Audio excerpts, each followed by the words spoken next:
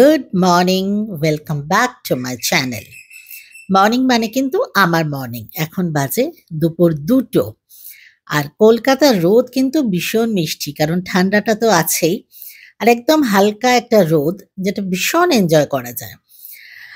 এখন 2টোর সময় আমরা লাঞ্চ টাঞ্চ সেরে একদম তৈরি হয়ে বেরিয়ে পড়েছি।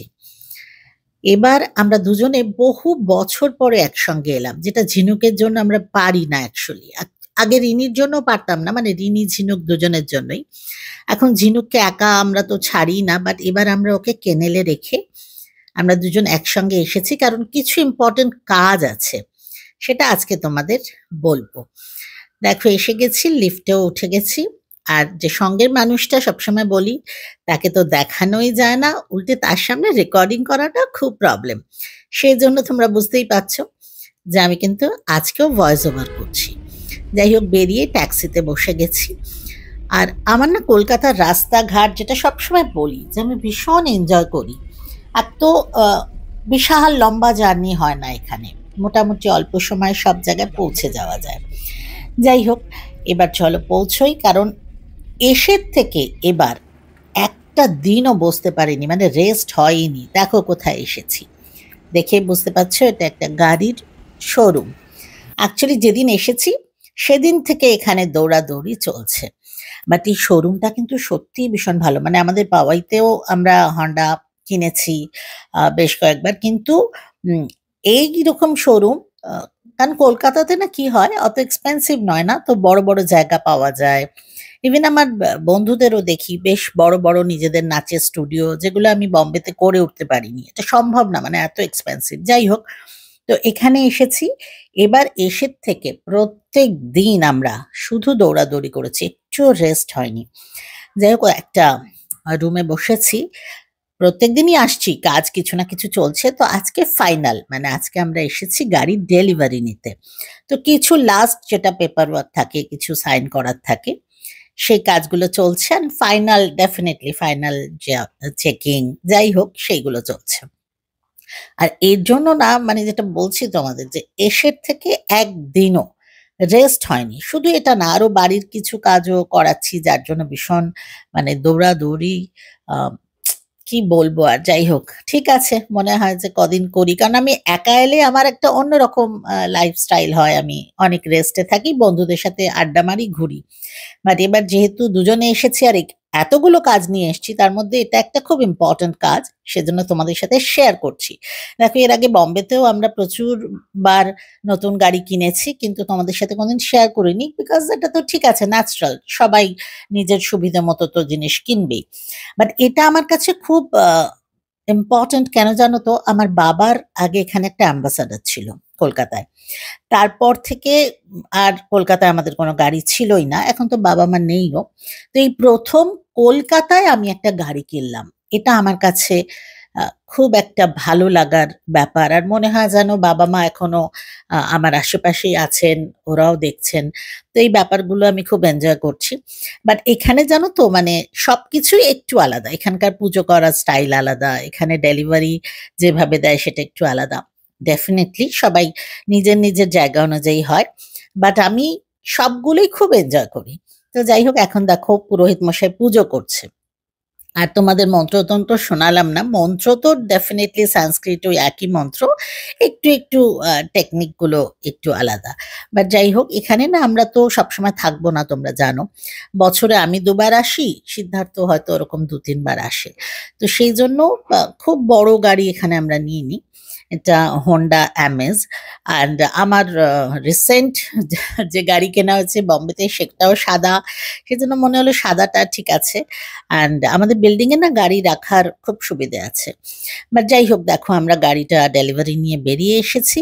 মনটা খুব ভালো লাগছে, মানে এই প্রথম কলকাতায় নিজের গাড়িতে চড়ে যাচ্ছি আফটার লং এ। প্রথম বলবো না, মানে বাবার গাড়িতে চড়েছি এর আগে ডেফিনেটলি প্রচুর, বাট এইভাবে সিদ্ধার্থ গাড়ি চালাচ্ছে, আমি বসে আছি নিজের গাড়ি। এটা এই প্রথম এই এক্সপিরিয়েন্সটা করছি, যেটা আমার ভীষণ ভালো লাগছে। চলো, মোটামুটি বেশ কিছু ঘন্টা আমরা শোরুমে কাটালাম, গাড়িটার ডেলিভারি নিলাম। কারণ যেহেতু এখানে আমরা থাকি না, তো আমাদের অনেক কিছু প্রিকশন নিয়ে, অনেক কিছু প্রপার প্ল্যানিং করে মানে এগুলো করতে হয় কাজগুলো। তো এনিওয়ে গাড়িটা আমাদের বিল্ডিংটা যেহেতু খুব বড় কমপ্লেক্স আর ওখানে ভীষণ ফেসিলিটি আছে, মানে গাড়ি রাখার দেখাশোনা করার লোক আছে। তো সেই সব অনেক কিছু আগে পিছনে ভেবে এটা নিয়েছি, যদিও দেখা যাক মানে ভবিষ্যতে কি হবে সে তো বলা মুশকিল, বাট এখন ব্যাপারটা আমি খুব এনজয় করছি, খুব ভালো লাগছে। কিন্তু যেহেতু আমরা ওই লাঞ্চ করেই বেরিয়ে গেছিলাম না, তো একটু টায়ার্ড লাগছে। আমরা বাড়ি ফিরে এসেছি, এসে দেখো এখানে আমাদের এটা পার্কিং, খুব সুন্দর। পার্কিংটাও এখানে বেশ বড় আর ঢাকা, কাজেই খুব একটা অসুবিধা হওয়ার কথা না আর কি। কারণ অনেকেই যেরকম আমাকে ওখানেও বললো যে সাদা গাড়ি নিলে পড়ে থাকবে, নোংরা হবে। তো যাই হোক, নিয়ে তো নিয়েছি, এখন দেখা যাক কি হয়। তো আমরা বাড়িতে এসে না একটু চাটা খেয়েছি, মানে খাওয়ার জন্য এসেছি বেসিক্যালি, কারণ লাঞ্চ করেই বেরিয়েছি। তারপরে আর মনে হচ্ছে যে এবার একটু চা খাওয়ার দরকার। তো বাড়িতে এসে চাটা খেয়ে আবার বেরিয়ে যাচ্ছি। দেখো বেরিয়ে পড়েছি আবার। এবার একটা বিশেষ কাজ নিয়ে বেরিয়েছি, আর একটা কাজ, যদিও এটা খুব ইম্পর্টেন্ট না। যাই হোক, এখন দেখো আমি পেট্রোল পাম্পে আমরা আছি। তো ন্যাচারালি ওরা তো 5 লিটার পেট্রোল ভরেই দিয়েছে, তো আমরা মোটামুটি একটা ভালো পরিমাণে পেট্রোল ভরে নিচ্ছি, যদিও জানি যে খুব বেশি দিন তো চালাবো না। এনিওয়ে, এরপরে দেখো এসে গেছি এখানে। অ্যাকচুয়ালি কলকাতার আমি সবকটা ব্র্যান্ডের দোকান ঘুরলাম। আমি যে 12 মাস বালাটা পরি না, সেটা একটু মনে হলো যে অনেক বছর হয়েও গেছে, একটু চেঞ্জ করার দরকার। তো অনেক দোকান দেখে আলটিমেটলি সেই ঘুরে ফিরে কিন্তু পৌঁছলাম কোথায় বলো তো, তানিস্কে। বাট কলকাতার তানিস্ক যেহেতু, ডেফিনেটলি ডিজাইনটা কলকাতার মতোই হয়েছে।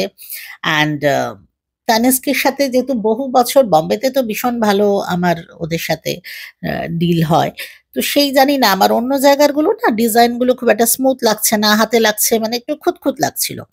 বেশ কয়েকদিন ধরে এটার জন্য কয়েকটা দোকান ঘুরেছি, আলটিমেটলি এটা নিয়েছি। দেখো আমি কি করি জানো, তোমাদের প্রথমে বালাটা একটু দেখিনি। দেখো আমি না চাইছিলাম ওই মুখ ছাড়া রুলি যাকে বলে, নট বালা, কিন্তু এখন নাকি সেটা সেভাবে তৈরি হয় না, মুখ ছাড়া নাকি বালা হয় না ওদের কাছে। তো উপায় নেই, কারণ আমার যত গয়না, আমার না আমাদের মানে ওই ফ্যামিলির শ্যাকরাকে দিয়ে বানানো, সেই জিনিস এখন আর কোথায় পাবো। এনিওয়ে, তো আমি সবসময়, তোমরা খেয়াল করেছো কিনা জানি না, আগে আমি এরম দুটো চুড়ির মাঝখানে আমার ওই আগের বালাটা পরতাম, যেটাকে বলে রুলি, মুখ নেই। তো এটা আমি বাধ্য হয়ে নিলাম, যেহেতু মুখ ছাড়া সেরকম কিছু পেলাম না। বাট এটাতে খারাপ হয়তো লাগছে না, কিন্তু না দেখো মুখ যদি না থাকতো, পুরো জিনিসটা গোল হয়, তাহলে না সেটিংটা অনেক বেশি ভালো হয়। যাই হোক, এটাও আই থিঙ্ক খারাপ লাগবে না, আমি একবার পরে তোমাদের দেখাচ্ছি। আর এটা মানে যেটা বললাম যে পুরোনো জিনিসের একটা আলাদা ব্যাপার, এটা নতুন ঠিকই, বাট আমার মনে হয় আমার পুরোনো জিনিসগুলো, এই যেমন যে চুড়ি দুটো দেখছো দুপাশে, আমি বোধহয় কিছু না হলেও 20 বছর কনস্ট্যান্ট পরে আছি। বালাটাও তাই ছিল। যাই হোক, কেমন লাগলো তোমরা জানাবে। দুটো জিনিসই কিন্তু আজকে দেখালাম তোমাদের, যেটা খুব ইম্পর্টেন্ট ছিল আমাদের জন্য। তোমাদের কেমন লাগলো জানিও। দেখো বাড়ি ফিরতে ফিরতে সন্ধে, সন্ধে মানে কলকাতায় তাড়াতাড়ি সন্ধে হয়ে যায়। যাই হোক, আজকে এই পর্যন্তই, খুব ক্লান্ত লাগছে। সবাই খুব ভালো থেকো, আবার দেখা হবে।